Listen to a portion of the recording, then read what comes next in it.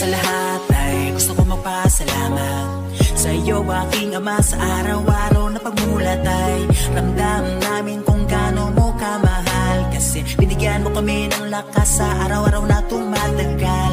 Pangalawa ay patawad po sa mga kasalanan. Nagkupa ko dahil di nag-iisip kong minsan. Kaya't ako'y napunta sa gubat ng kadiliman. Pero kahit na gano'n ay di mo ko pinabayaan. Kaya hayaan mo nga dugan kita ng isang awit bilang pasasalamat ko sa iyo. Kahit manatiling makasalanan sa harap mo ay di mo pinabayaan. Bagkus ay tinatawan mo ako. Ama, panguli patuloy mo sana kung gabayan. Yakapin mo ako at bigyan ng katatagan. Sa bawat yahin ng pagsubok alam kong kasama ka. Sa kalan mo ang mapanatagan.